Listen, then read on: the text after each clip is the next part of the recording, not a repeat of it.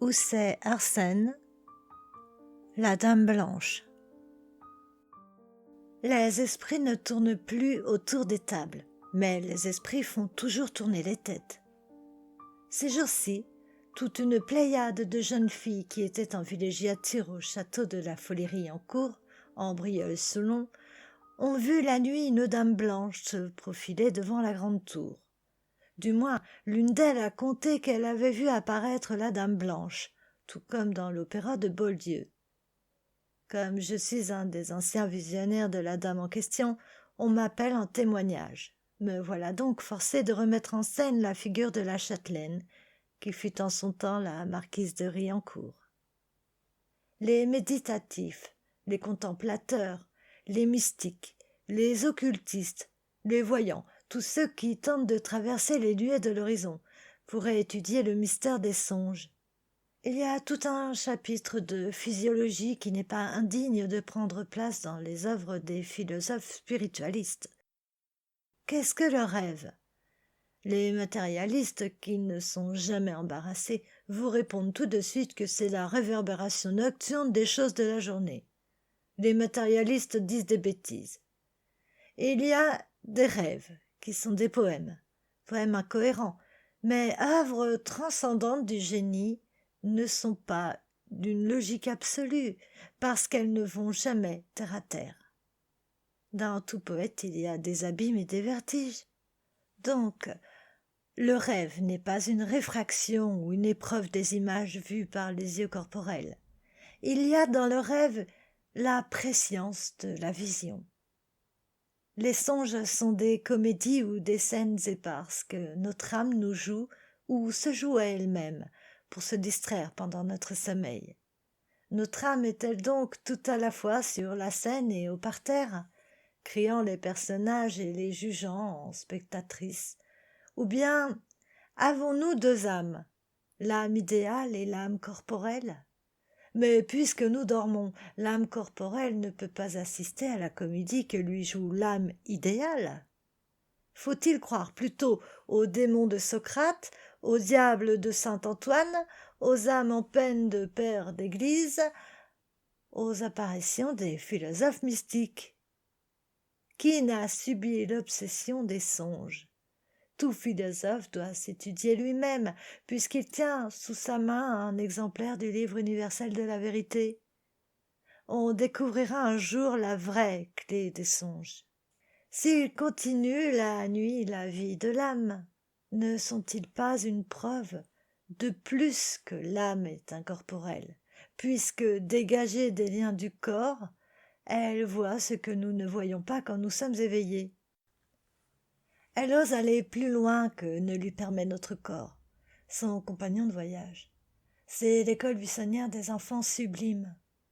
Les songes nous prouvent que notre âme survivante n'est pas étrangère au-delà du tombeau, non seulement à nos amours et à nos amitiés, mais encore à l'histoire de notre pays. C'est que notre âme ne perd rien de sa personnalité. Les sceptiques diront peut-être que, pareil au soleil couchant, elle projette encore sa lumière à l'horizon des choses, mais que, peu à peu, elle se perd dans la nuit éternelle. Pourquoi, si elle a échappé à la nuit des tombeaux? Qui n'a eu sa vision? Faut-il croire à tout ou ne croire à rien dans les régions du mysticisme? Je ne suis pas un visionnaire, loin de là, mais je vais dire ce que j'ai vu, ce qui m'a prouvé que le tombeau ne perd pas l'âme et que l'âme garde la figure du corps.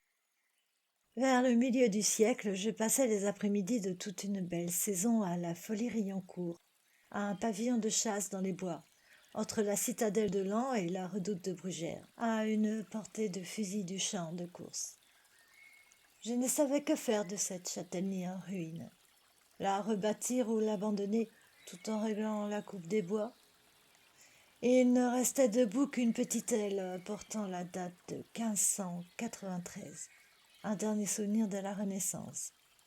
Dans le jardin découpé sur le parc, on retrouvait encore un cadran solaire, un cabinet de verdure, sous les ifs gigantesques, une statue toute mutilée, un banc de pierre moussu, des murs en ruines revêtus de lierre, image attristée de l'abandon. Mais comme la nature ne se croise jamais les bras, elle était là luxuriante, donnant sa sève à toutes les plantes parasites. J'allais tous les jours dans les bois et à mon pavillon, un fusil sur l'épaule et un livre dans la poche. Cette solitude m'avait pris par je ne sais quelle séduction occulte, le sentiment religieux des choses qui ne sont plus. C'était l'abandon dans toute sa sauvage poésie. Pas une âme qui vive à une demi-lieue à la ronde. La cathédrale de Lens, chef-d'œuvre de pierre parlante, à l'horizon septentrional. De l'autre côté, la forêt sombre de l'Avernier, où se retrouvent les ruines d'un ancien couvent de femmes. Dans le pavillon, sur la cheminée, une peinture du XVIe siècle, une ébauche toute primitive, abusait mes yeux parce qu'elle me peignait naïvement l'ancienne Châtellenie. C'était d'ailleurs tout l'ameublement du pavillon avec 2 fauteuils style Louis XV, revêtus de velours d'Utrecht, gorge de pigeon. Je me promenais souvent dans les allées toutes droites du jardin qui continuait le bois. Tout y était couvert d'arbres, arbres fruitiers et arbres forestiers, bras dessus-dessous. Un jour que j'étais en méditation, appuyé à une des portes, il me sembla voir quelque chose de surnaturel dans le rayon de soleil qui transperçait les branches d'un pommier. Peu à peu, je vis se dessiner une forme humaine, mais transparente, comme un nuage léger qui prendrait les formes d'une femme. C'était bien une femme. Elle descendit les marches du perron et s'avança lentement, gravement, solennellement vers le cabinet de verdure où je la vis disparaître.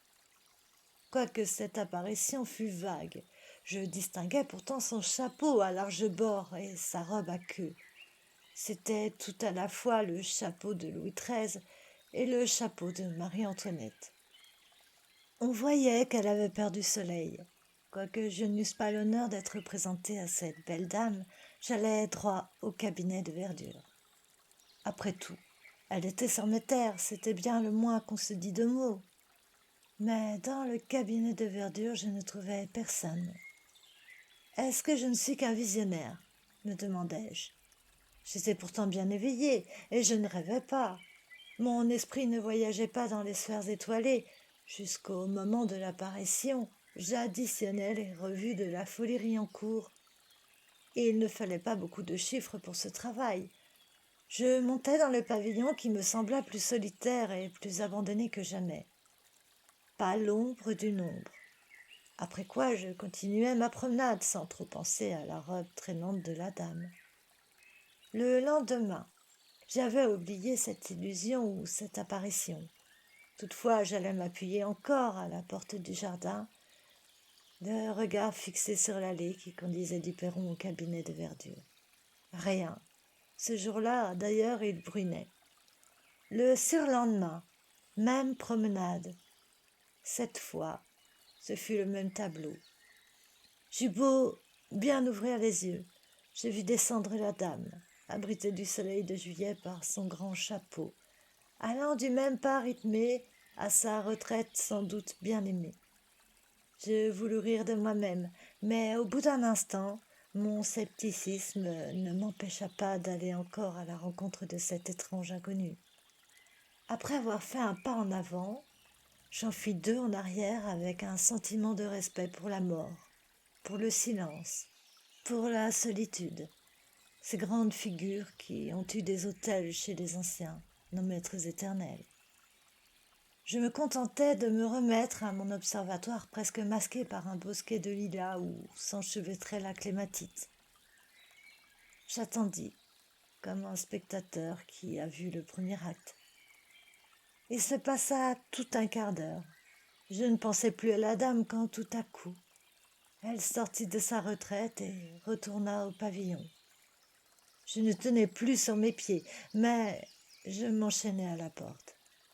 En passant devant le cadran solaire, l'inconnue, la très inconnue, se pencha dans l'attitude d'une curieuse.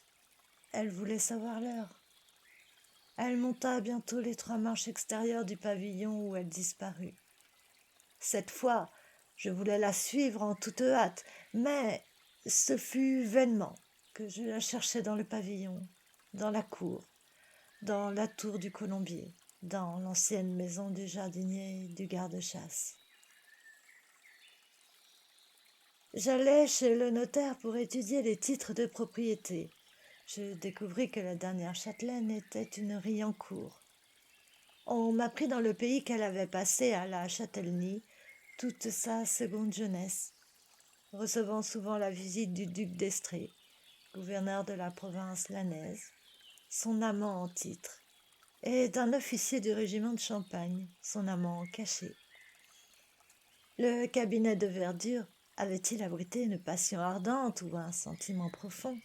La dame revenait-elle, comme une âme en peine, pleurer encore une trahison ou ressaisir des joies perdues? N'ai-je pas été l'officier du royal Champagne, me demandai-je avec quelque vanité donjuanesque. Les jours qui suivirent, je voulus mieux me convaincre de l'apparition, mais c'en était fait.